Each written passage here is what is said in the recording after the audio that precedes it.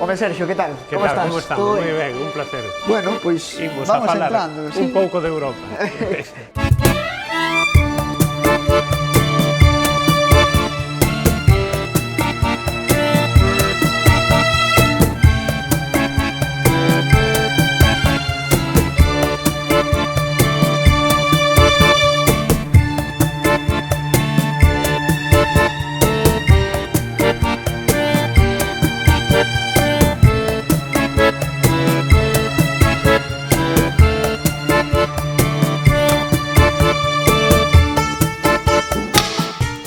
Bueno, Yannick, antes de nada, bo día. Convidaronos hoxe os compañeros de Nós Televisión a falar sobre a nosa posición como mozos galegos na Unión Europea, a lectura que ten a nosa xeración tamén sobre a Unión Europea, e para iso estamos. A prosperidade a través do libre comercio, da libre circulación de persoas, que quizáis foi unha das cuestións máis importantes, o tema da moeda, pero tamén ese anhelo de construir unha Europa do futuro. A nosa xeración non percibe todos os beneficios que ten a construción da integración europea porque non coñecimos outra realidade distinta no contexto que nos tocou vivir. Eu creo que hai no plano dos valores políticos e da cultura europea queda moito por facer, porque da integración puxose o acento en todos eses valores positivos que ti apuntabas, a liberdade de circulación de persoas dentro do espacio Schengen e, polo tanto, de mercadorías. Pero, sobre todo, eu creo que o gran valor da Unión Europea é que implementou unha cultura política da tolerancia, que é a base de toda a democracia. Non pode existir democracia sin tolerancia. E eses valores que son o fundamento das democracias liberais, que ao fin e ao cabo é o modelo europeo, non? Combinar democracia liberal con estado de benestar é o gran privilexio para a nosa xeración e mesmo para a xeración dos nosos pais, non? Que xa viviu os primeiros efectos desa integración europea. A maiores, para os galegos, para nós como mozos galegos, que beneficio tuvo a integración de Europa? Ten o nome dun país, Portugal. Abriunos un horizonte de posibilidades enorme con Portugal, que a nosa xeración penso que non acada a ver todas as potencialidades que ten. E esa potencialidade que ten o horizonte portugués para os galegos, penso que debe de pasar necesariamente por potenciar a Eurorrexión, por o noso inmediato marco que é o do norte de Portugal, pero tamén para proxetar o mercado galego, proxetar a sociedade e a cultura galega para todo o horizonte portugués e tamén para alén de Portugal, por suposto todos os países de lingua lusófona, etc. etc. Eu estou de acordo, e é verdade que, como seguramente non temos a oportunidade de vivir outra cousa, pois non valoramos totalmente eso que temos hoxe gañado, que é esa Unión Europea da tolerancia, en a que estamos unidos na diversidade dos Estados membros e das propias rexións. Quizáis, hoxe, un dos temas que está na rúa e que creo que está latente é se a democracia europea corre risco. Eu creo que a democracia e os Estados membros son solventes a nivel xurídico, a nivel institucional, e creo que hai unha acreditada democracia en cada un dos Estados que permite que non se veña abaixo a Unión. Pero, quizáis, o que sí que temos que atacar son certas políticas con maior ambición. Eu penso que Europa, o gran reto que ten de cara ao futuro, é a competitividade económica e política, porque no ámbito do mercado económico Europa a día de hoxe non é competitiva. Por os custos de produción que teñen outros países como a China, fainos ser menos competitivos. E en canto aos nosos valores políticos, tampouco somos competitivos no terreo do mercado político, porque ao fin e ao cabo Europa o que ten que amosarlle ao mundo, e ten esa obligación histórica, é a da defensa da democracia liberal, o estado de benestar e o modelo de tolerancia interior. Estamos facendo que se tambalee internamente e volve a tambalearse por o excesivo peso que máis unha vez volven a ter os Estados no escenario político europeo. Sempre que o poder se concentrou ao servicio de ideas estatistas, sempre acabamos en guerra, os europeos entre nós. No futuro, as eurorrexións van a ter que ter un papel político de certo e deliberativo dentro do marco institucional europeo, senón eu augurolle un plano de pouca competitividade a Europa, porque dentro das propias realidades dos Estados, as realidades económicas e políticas das rexións europeas, se lle queremos chamar así, ou dos povos de Europa, é moi diversa a nivel interno. Aí hai quizás outro tema que é como fomentar unha maior cultura de Europa. Como achegar a unión tamén á cidadanía. Eu fago a pregunta, a ver que é o que opinas ti ao respecto disto, pero eu tamén xa teño a miña resposta. É dicir, eu estou moi convencido de que máis Europa se construe a través de achegar esa cultura ou o que significa a unión á cidadanía. Creo que a ferramenta fundamental é facelo a través da educación. Penso que aínda nós, nacendo hoxe na unión e non coñecendo outra cousa que non sexa a unión, é para nós o grande descoñecido.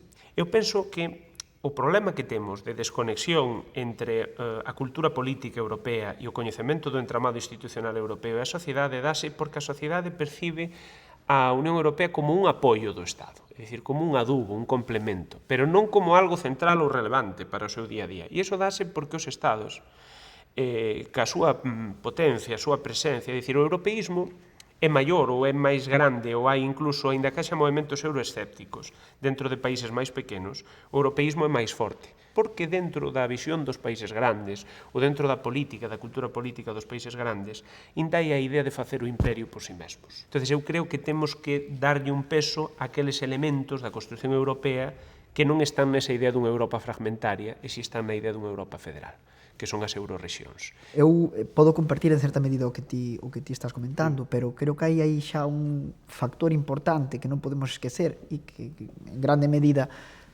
xeraría moita oposición e é a perda de soberanía dos Estados nacionais. Verdadeiramente, grande parte da poboación ou grandes sectores da poboación non están de acordo ca perda de soberanía nacional dos Estados. Por lo tanto, aí estamos ante un grave problema de que construímos Europa sin a opinión de quizáis o 50% ou alrededor do 50% do voto dun Estado. Quenes son os grandes defensores da idea da soberanía dos Estados? Os euroescépticos e a extrema dereita populista e algúns segmentos da extrema esquerda tamén están nesa idea de hai que defender a soberanía para decidir sobre a moeda, sobre a cultura, etc. Detrás desa idea sempre está unha visión do Estado que aspira a construir unha comunidade por si mesmo, é dicir, o Estado ao servicio da nación e non o Estado ao servicio das persoas.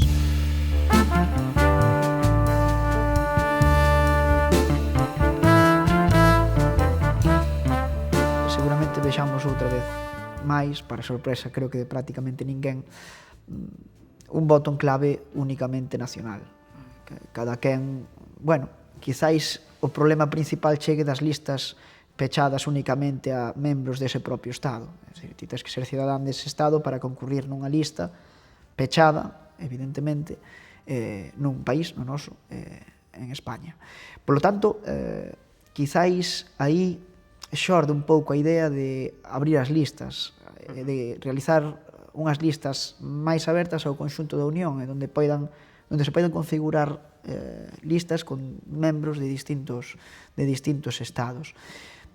Non sei se ti o ves factible ou non. Eu, dende logo, xérame algunha dúda. Eu vexo factible se nos cargamos o Estado como circunscripción electoral. É dicir, non ten sentido que en todas as eleccións, ademais, é que perverso o sistema electoral, porque se convertimos o Estado digamos, na circunscripción electoral, estamos convertindo o Estado no ámbito de formación da cultura política que vai imperar na campaña, é dicir, na hexemonía, que diría Gramsci. Dentro desa campaña, quen marca a hexemonía son os medios de comunicación do Estado e a xenda política. Quen marca a xenda é o Estado.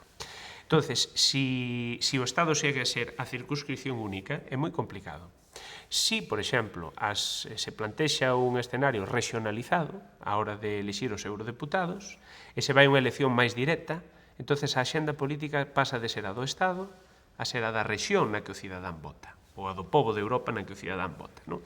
Nese escenario, no noso caso, que o Partido Popular presentara listas conxuntas co Partido Socialdemócrata ou co CDS-PP, en Portugal, dentro digamos, dese ámbito familiar do Partido Popular Europeo, ou que o Partido Socialista de Galicia fixera listas conxuntas co PS, ou que o Bloque Nacionalista Galego, digo dos partidos que existen, podría cambiar a aritmética, que o Bloque fixera listas co Bloco de Esquerda, pois sería o natural e óptimo para desenvolver políticas. Se non hai cooperación política, se non hai acción política conxunta, é moi difícil que existan políticas de integración europea. Entón, eu creo que é moi importante algo que leva moito tempo demandando en España, solo prácticamente ao unísono o Partido Nacionalista Vasco, de que o Estado deixe de ser a circunscripción única, digamos, e que cada eurorexión pois poida ter as propias listas. Eu estou de acordo contigo, pero facelo sin unha cultura, sin unha base cultural da propia Unión, pareceme verdadeiramente complicado. É dicir, eu penso que quizáis o único que está atraendo agora o voto son eses temas nacionais. Se verdadeiramente non hai esa cultura propia da Unión, que imos votar? Votarase moito menos. Para mí a cultura política do cidadán europeo ten que ser integral e ten que afectar o seu voto no Estado, na comunidade autónoma, nas eleccións municipais e no ámbito europeo. O gran erro que cometemos, e creo que é algo propio dos países do sur de Europa, é concebir os intereses ou a axenda europea como algo á marxe, algo propio da política exterior. Sigue habendo unha vontade moi grande por situar no centro a axenda política do Estado, que xa nin é a axenda política do Estado, é das elites políticas que imperan nos centros de decisión do Estado. Porque moitas veces, cando se fala da axenda política española, non é a axenda política española, é a axenda política que lle convén ás elites de Madrid. Ou cando se fala da axenda política francesa, é a axenda política que lle interesa non ao campesiño da Marsella ou ao campesiño, que sei, de Bretaña, sino ás elites políticas e económicas de París, ou un empresario do sur de Francia, que pode ter uns intereses converxentes, digo, por exemplo, cos do goberno vasco. E pode ter uns intereses converxentes, pero pode ter moitos que poden non converxer, que eu penso, dentro do meu punto de vista, que son a maioría. Claro, pero realmente ningún dos dous intereses, nin os que converxen, nin os que diverxen, son o centro da axenda. O centro da axenda política é a do Estado, e a das elites que gobernan e imperan no Estado. Penso que o Estado no século XXI convertiuse, tal e como entendemos, non estou propoñendo unha voladura do Estado, todo o contrario, estou propoñendo reinventalo, que perda peso dentro do entramado político europeo, converteuse nun tapón para o propio desenvolvemento da política, e iso xenera desafección na xente nova. Ti moitas veces podes non estar de acordo con aquilo co que se pronuncia a Unión. Entón, ti sempre, se o goberno de España non está de acordo co que se pronuncia a Unión, poño un exemplo e volvo a sacar o mesmo tema. Se a Unión Europea fai nunha semana X un alegato moi duro en contra da lei de amnistía, evidentemente o goberno de España, que promove a lei de amnistía, vai a estar fervorosamente en contra daquilo do que se pronunciou a Unión, e polo tanto xa a Unión pasa a ser aquela da lei de todos os males. Poso o exemplo da amnistía. A amnistía é un problema, ou é unha... non é un problema realmente. O problema da amnistía é o propio procés catalán, é unha reivindicación e un problema para outros dentro da axenda política do Estado español. Dentro do ámbito europeo non preocupa tanto como dentro de España. E é o interese das elites políticas españolas, particularmente dos que non gobernan agora, os que están na oposición, facer causa. Se te fixas a política que fai o Partido Socialista é unha política de intentar diluir o asunto. Bueno, imos mirar para adiante, deixar o proceso atrás e intentar camiñar, porque non lles interesa abrir máis a fenda. Sin embargo, a dereita, para ganar as eleccións, sí que lle interesa abrir a ferida. O caso é que ese tema, si está na xenda política europea, e se lle interesa aos cidadáns é porque as elites políticas da dereita en Madrid o alimentan.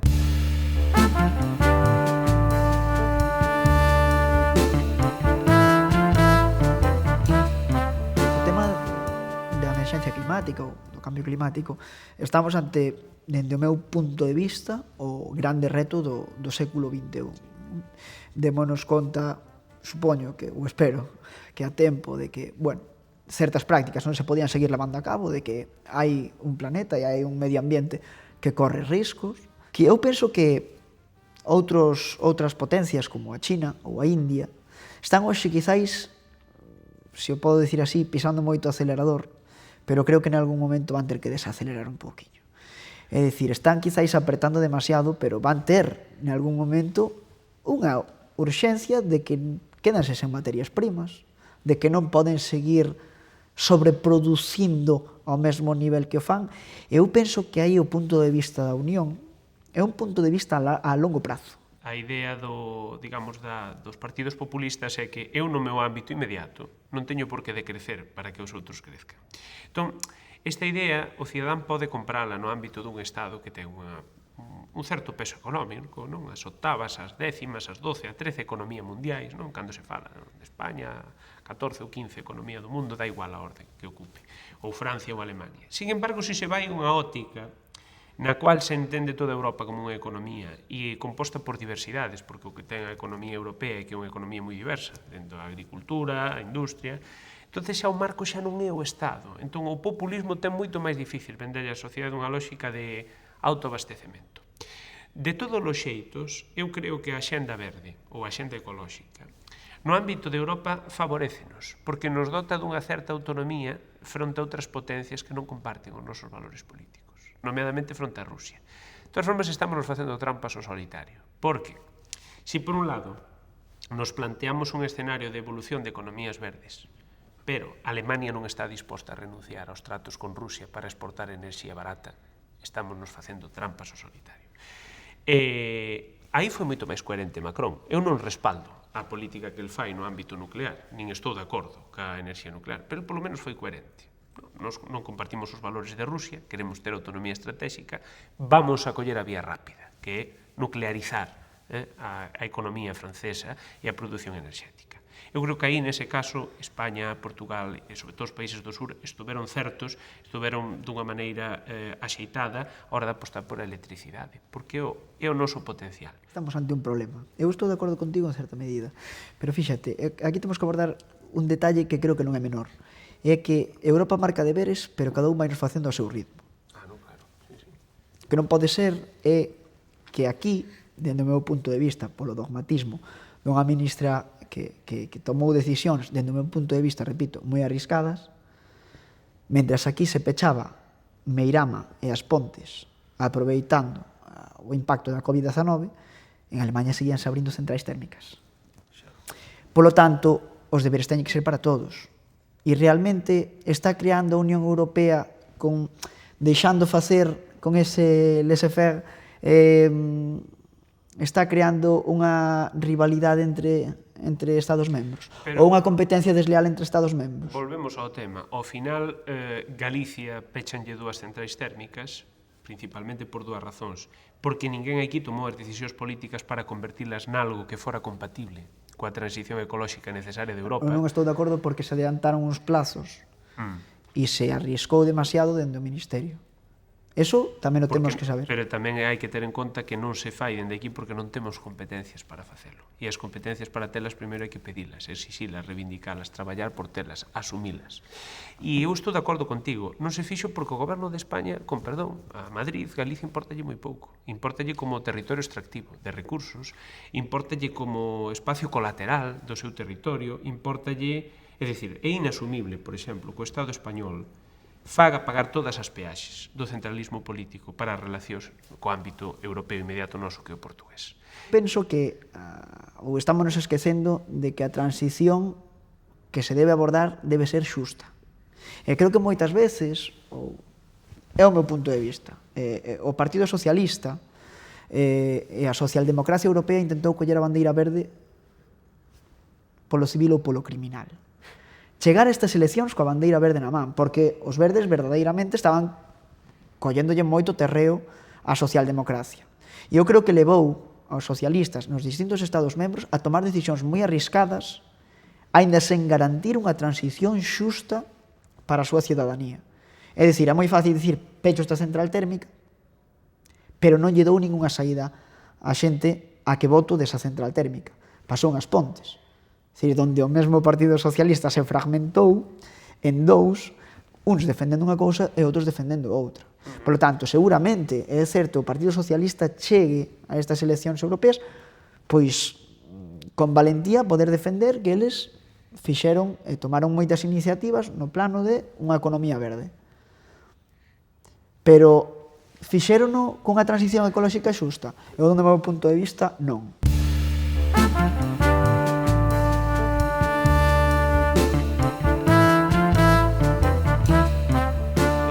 Europa naceu para evitar que os estados que a compuñan tuveran estrategias de defensa entre eles, é dicir, que se pelexaran.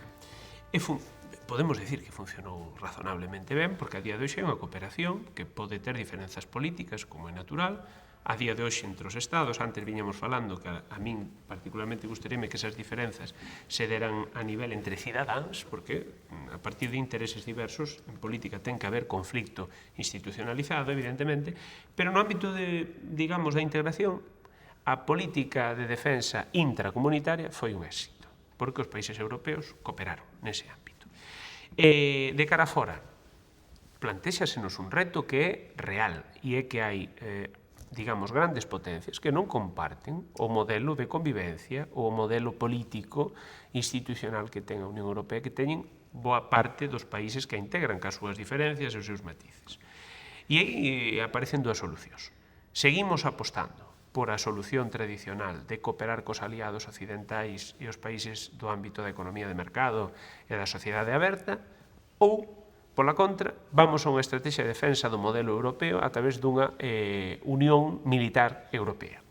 É un debate que se ten que dar na sociedade e que creo que as clases políticas europeas e as elites dos estados non están canalizando cara aí, sino que están canalizando como o de remilitarizar os seus propios estados.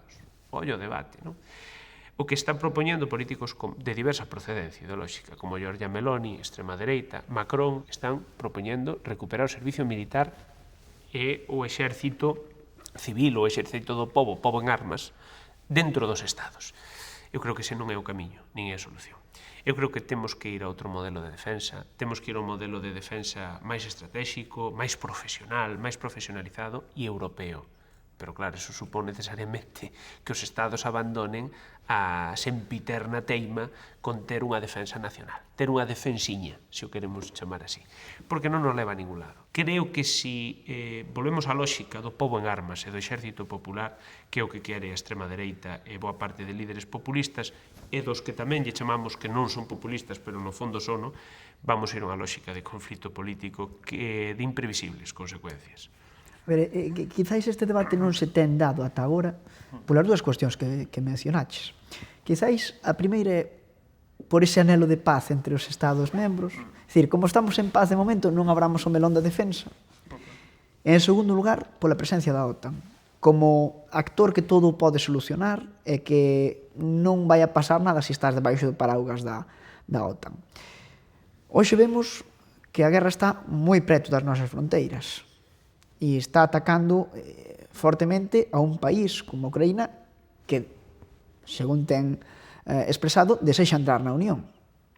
Polo tanto, este debate puxos en riba da mesa. E, dende logo, este debate vai a ser un dos grandes temas na vindeira legislatura no Parlamento Europeo.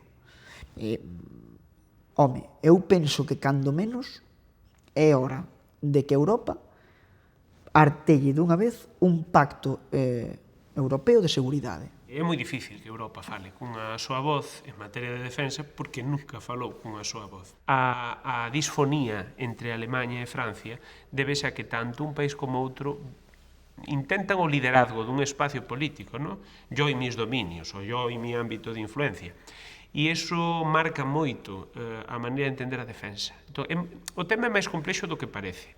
E cando un tema é complexo, os que somos demócratas convencidos, creemos que se debe de derivar antes por o filtro da sociedade civil. Eu de todo isto teño unha convicción clarísima. Remilitarizar a sociedade, a idea de volver a facer o servizo militar obrigatorio, é unha idea descabelada, que traería un conflito político, arrastraría unha crise dos nosos sistemas políticos abrumadora. Cando a sociedade se lle dá algo, despois non se lle pode quitar. Destes temas vanse falar. Nos levamos un anaco aquí falando e arreglando o mundo. Se queres, habemos ir salindo, pero estes temas penso que a ser mellor.